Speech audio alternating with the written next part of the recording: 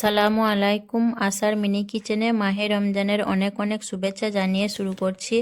আজকে আমি নিয়ে এসেছি ইফতারের জন্য খুবই সহজ আর মুখরোচক ডিমের মুচমুচে পাকোড়া রেসিপি। ঘরোয়া কিছু উপকরণ এবং খুব কম সময়ের মধ্যে ইফতারের কিছুক্ষণ আগে বানিয়ে নিতে পারবেন। আর যারা একদম নতুন রাঁধুনি আপুরা আছেন তারা কিন্তু খুব সহজেই বানিয়ে নিতে পারবেন। খুবই ক্রিস্পি এবং মজাদার একটা রেসিপি। এরকম একটা পাকোড়া রেসিপি ইফতারে থাকলে আর কিছুই লাগবে না। এই পাকোড়াগুলো কিন্তু ভিতর থেকে নরম আর উপর থেকে অনেকটাই ক্রিস্পি হয় আর খেতেও কিন্তু অনেক মজার হয়। তো চলুন পাকোড়া রেসিপিটি দেখে নেওয়া যাক। আর যারা নতুন বন্ধু আমার ভিডিওটি দেখছেন, ভালো লেগে থাকলে অবশ্যই আমার চ্যানেলটি সাবস্ক্রাইব করে আমার পাশে থাকবেন। পাকোড়া বানানোর জন্য দেখুন এখানে আমি 4টে ডিম সেদ্ধ করে নিয়েছি আগে থেকে। আর ডিমগুলো দেখুন আমি কেটে নিচ্ছি। আপনারা চাইলে ডিমগুলো এইভাবে 2 পিস করে কেটে নিতে পারেন, কিন্তু আমি 4 পিস করে কেটে নিচ্ছি। এতে করে পাকোড়াগুলো খেতেও ভালো লাগবে আর অনেক বেশি ক্রিস্পি হবে ভাজার সময়। আর ডিমগুলো আগে থেকে সেদ্ধ করে নিলে সময়টাও অনেক কম লাগে। তো দেখুন ডিমগুলো আমি সব এইভাবে করে কেটে নেব 4 পিস করে। ডিমগুলো কেটে নেওয়ার পর দেখুন আমি একটা প্লেটের মধ্যে তুলে নিচ্ছি। ডিমগুলো আমি প্লেটের মধ্যে সব দেখুন তুলে নিয়েছি। এখন আমি একটা ব্যাটার তৈরি করে নেব। আর ব্যাটারটা কিন্তু দারুণ স্বাদের হয়। তার জন্য দেখুন এখানে আমি নিয়ে নিচ্ছি বড় চামচে 2 চামচ বেসন, 1 চামচ চালের আটা, হাফ চামচ কর্নফ্লাওয়ার, এর বদলে ময়দাও দিতে পারেন।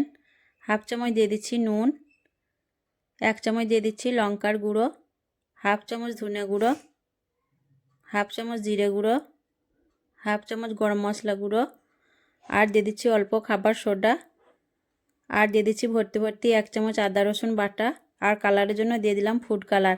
আমি নেড়েচেড়ে খুব ভালোভাবে শুকনো উপকরণগুলো মিশিয়ে নেব। আর আমি এখানে যা যা উপকরণ ব্যবহার করেছি এই উপকরণগুলো অবশ্যই কিন্তু দিবেন, তাহলে পাকোড়াগুলো খুব বেশি ক্রিস্পি হবে আর খেতেও অনেক মজার হবে। শুকনো উপকরণগুলো ভালোভাবে মিশিয়ে নেওয়ার পর দেখুন আমি অল্প অল্প করে পানি দিয়ে ব্যাটারটা খুব ভালোভাবে ফেটিয়ে তৈরি করে নেব। আর ব্যাটারটা যত ভালোভাবে ফেটিয়ে তৈরি করবেন তত বেশি ফুলকো আর পাকোড়াগুলো ক্রিস্পি হবে। আর ব্যাটারের ঘনত্বটা দেখুন আমি ব্যাটারটা তৈরি করে নিয়ে তারপর দেখিয়ে দিচ্ছি। ব্যাটারের ঘনত্বটা আমরা ঠিক যেভাবে বেগুনি বা চপ বানাই তার থেকে কিন্তু একটু গাঢ় হবে। খুব পাতলা করা যাবে না, তাহলে ডিমের গায়ে ভালোভাবে কোট হবে না।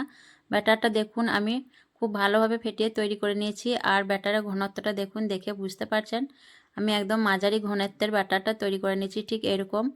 আর চামচের গায়ে দেখুন মোটা হয়ে লেগে থাকছে, এইভাবেই কিন্তু ব্যাটারটা তৈরি করে নিতে হবে, তাহলে ডিমের গায়ে খুব ভালোভাবে ব্যাটারটা খুব ভালোভাবে ফেটে নেওয়ার পর দেখুন আমি একটা ডিম নিয়ে নিয়েছি। এইভাবে করে খুব ভালোভাবে ডিমটা আমি ব্যাটারের মধ্যে কোট করে নেব।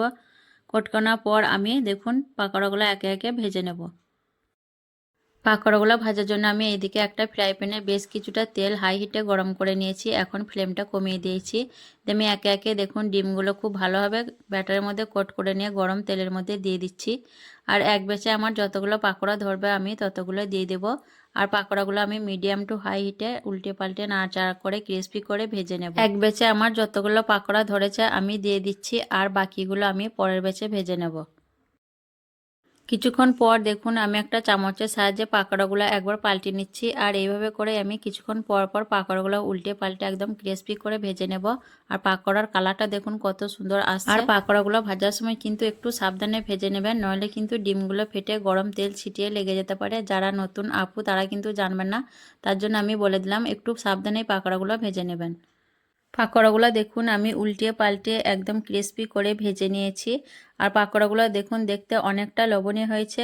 দেখতে যতটা লোভনীয় খেতেও কিন্তু দুর্দান্ত স্বাদের হয়।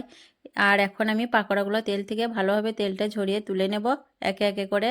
আর আপনারাও কিন্তু ইফতারের কিছুক্ষণ আগে এইভাবে করে ডিমের এই মুচমুচে পাকোড়াগুলো বানিয়ে নিতে পারবেন। উপর থেকে কিন্তু অনেকটাই ক্রিস্পি আর মুচমুচে, আর ভিতর থেকে নরম, খেতেও কিন্তু অনেক মজার হয়।